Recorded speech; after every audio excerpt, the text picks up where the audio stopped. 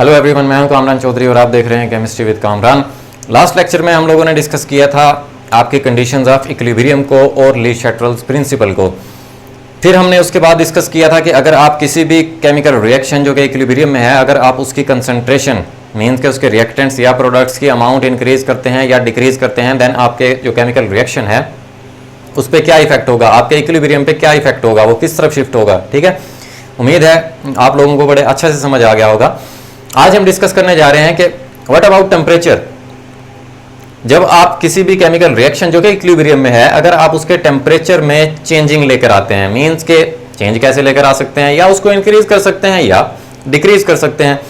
उससे पहले आपको ये दो रिएक्शंस के बारे में थोड़ा सा आइडिया होना चाहिए कि what are endothermic reactions and what are exothermic reactions. तो एंडोथर्मिक रिएक्शंस क्या होते हैं? एंडोथर्मिक रिएक्शंस वो रिएक्शंस होते हैं जिनमें हीट क्या हो रही होती है, एब्जॉर्ब हो रही होती है। ठीक है, जिनको हीट की जरूरत होती है, जिनको आप हीट प्रोवाइड करते हैं, ऐसे तमाम रिएक्शंस को हम एंडोथर्मिक रिएक्शंस बोलते हैं।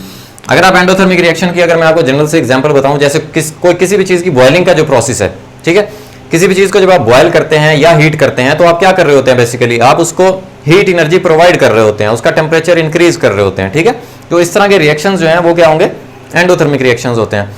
एक्सोथर्मिक रिएक्शंस कौन से होते हैं? एक्सोथर्मिक रिएक्शंस ऐसे रिएक्शंस होते हैं जिनमें हीट क्या हो रही होती है, इवॉल्व हो रही होती है, बाहर निकल रही होती है। ठीक है, तो ऐसे तमाम रिएक्शंस को हम एक्सोथर्मिक रिएक्शंस बोलते हैं। इसकी मैं अगर आपको एग्जांपल दूं, एक्सोथर्मिक रिएक्शन जो जितने भी आपके जो कंबस्टन का जो रिएक्शंस होते हैं, फॉर एग्जांपल आपने किसी चीज को बर्न करना है, जलाना है, ठीक है, सो उसमें आप देखते हैं, उसके रिजल्ट में आप देखते हैं कि हीट आपको मिल रही होती है, बाहर आ रही होती है सिस्टम से। ठीक है, सो इस तरह के रिएक्शंस क्या होते हैं, एक्सोथर्मिक रिएक्शंस होते हैं। किसी भी केमिकल रिएक्शन में कुछ क्या होते हैं, रिएक्टेंट्स होते हैं और कुछ प्रोडक्ट्स होते हैं, राइट। सो अब एंडोथर्मिक रिएक्शंस को हीट की जरूरत होती है, तो heat as a reactant act कर रही होती है फॉर द एंडोथर्मिक रिएक्शंस।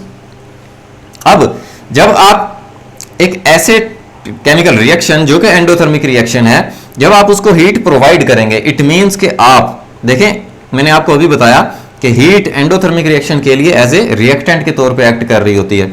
सो जब आप उसको हीट प्रोवाइड करेंगे, देन बेसिकली आप क्या कर रहे होते हैं, आप रिएक्टेंट्स की अमाउंट इंक्रीज कर रहे होते हैं। लास्ट लेक्चर में हमने देखा था कि जब आप रिएक्टेंट्स की कंसंट्रेशन को इंक्रीज करते हैं, देन अकॉर्डिंग टू ली-शैट्रल प्रिंसिपल जो केमिकल रिएक्शन है वो क्या ट्राई करता है, मैक्सिमम प्रोडक्ट्स बनाने की, to attain chemical equilibrium again.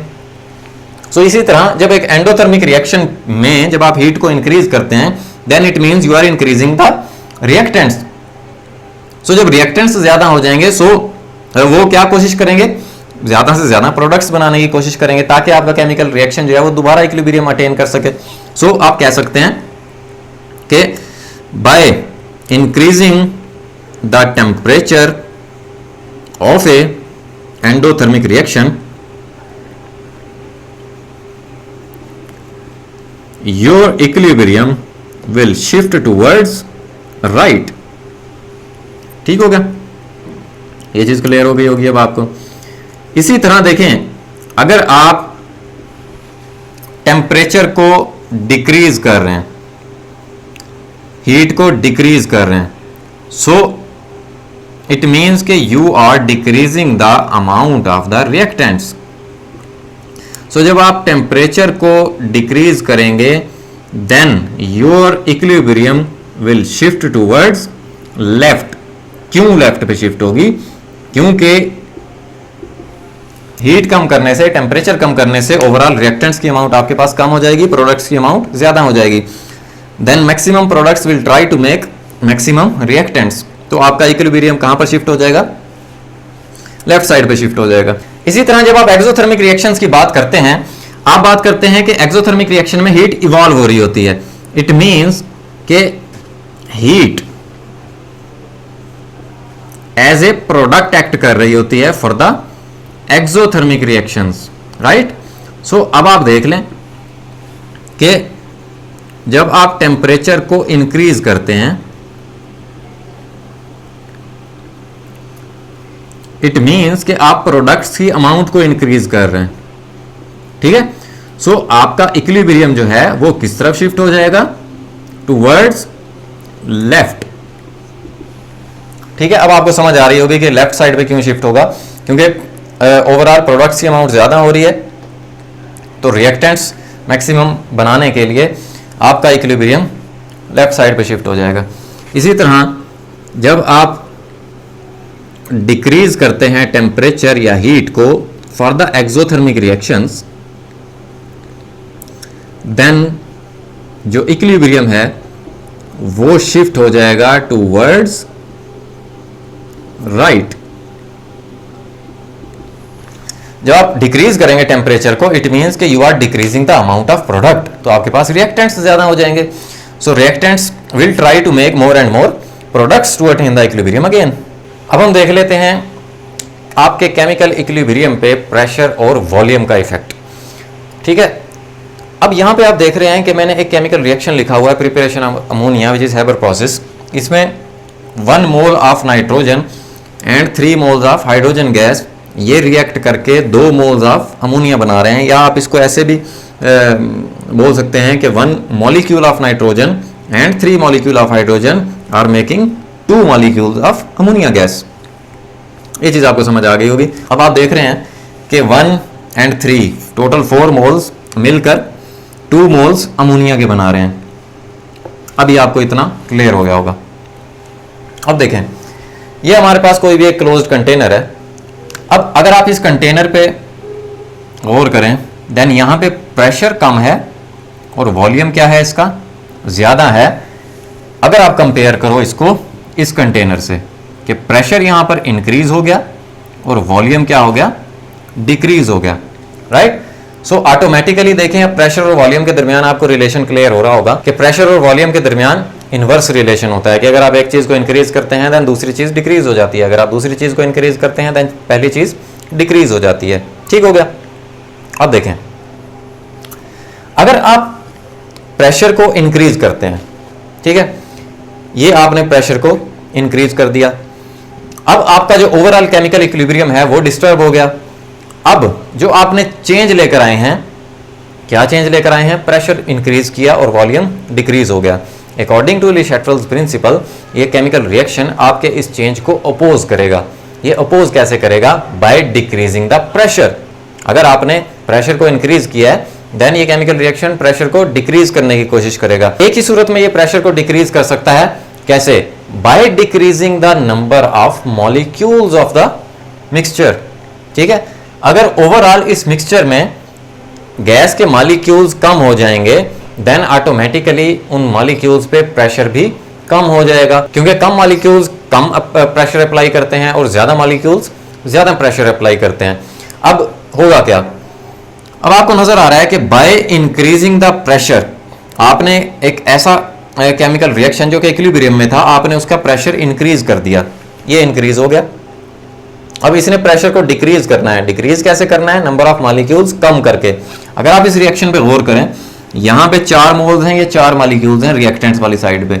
अगर आप प्रोडक्ट्स वाली साइड पे देखें तो 2 मोल्स या 2 मॉलिक्यूल्स हैं। ठीक है, अब आपको क्लियर हो रहा होगा कि आपका इक्विलिब्रियम किस तरफ शिफ्ट होगा। ऑब्वियस सी बात है, आपने नंबर ऑफ मॉलिक्यूल्स कम करने हैं, तो रिएक्टेंट वाली साइड से प्रोडक्ट वाली साइड पे शिफ्ट हो जाएगा आपका इक्विलिब्रियम। क्यों शिफ्ट होगा कि ये जो देखें 4 मॉलिक्यूल्स हैं, अगर इनकी जगह पे आप इन 4 मॉलिक्यूल्स की जगह पे 2 मॉलिक्यूल्स बनना स्टार्ट हो जाएं, then overall number of molecules क्या हो जाएंगे, डिक्रीज हो जाएंगे। सो अगर आप प्रेशर को इंक्रीज करते हैं bye increasing the pressure,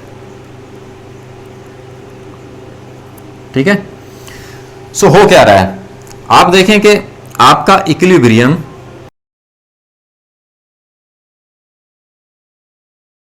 will shift from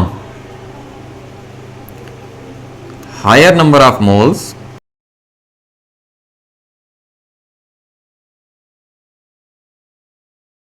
to lower number of moles. सो आपका इक्विलिब्रियम शिफ्ट हो जाएगा टूवर्ड्स राइट।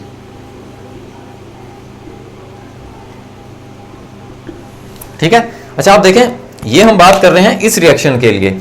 अब हो सकता है कि कोई आपके पास ऐसा रिएक्शन हो जिसमें total number of moles of products ज्यादा हो और total number of moles of reactants कम हो। So by increasing the pressure that reaction कैसे एक्ट करेगा कि उसका जो इक्विलिब्रियम है वो शिफ्ट हो जाएगा फ्रॉम राइट टू लेफ्ट। ठीक है, क्योंकि प्रेशर इंक्रीज करने से हमेशा आपने याद रखना है कि इक्विलिब्रियम शिफ्ट होगा from higher number of moles to lower number of moles. इसी तरह जब आप प्रेशर को डिक्रीज करेंगे, ठीक है, अब प्रेशर डिक्रीज होने का क्या मतलब है कि ये आपने सपोज ये एक केमिकल रिएक्शन था, यहां पर आप देख रहे हैं कि प्रेशर आपने डिक्रीज कर दिया तो वॉल्यूम क्या हो गया, इंक्रीज हो गया। अब देखें वॉल्यूम स्पेस ज्यादा अवेलेबल है जबकि नंबर ऑफ मॉलिक्यूल्स क्या है, कम है। सो ये रिएक्शन कैसे एक्ट करेगा, ये reaction maximum number of molecules बनाने की कोशिश करेगा, ठीक है, ताकि ये प्रेशर को इंक्रीज कर सके। सो उस केस में आपका इक्विलिब्रियम शिफ्ट हो जाएगा from lower number of moles to higher number of moles. अगर मैं इस रिएक्शन की बात करूं देन प्रेशर के डिक्रीज करने से इस रिएक्शन के लिए जो इक्विलिब्रियम होगा आपका वो शिफ्ट हो जाएगा फ्रॉम राइट टू लेफ्ट। सो उम्मीद है आपको ये लेक्चर बड़े अच्छे से समझ आ गया होगा कि कैसे हम कंडीशंस ऑफ इक्विलिब्रियम को चेंज करते हैं और कैसे जो कि एक ऐसा रिएक्शन जो कि इक्विलिब्रियम में है उसमें किस टाइप का चेंज आता है, इक्विलिब्रियम किस तरफ शिफ्ट होती है। अगर आपको वीडियो पसंद आई है देन चैनल को सब्सक्राइब करें, वीडियो को लाइक करें, शेयर करें। मैं हूं कामरान चौधरी और हम मिलेंगे नेक्स्ट लेक्चर में। अल्लाह हाफिज।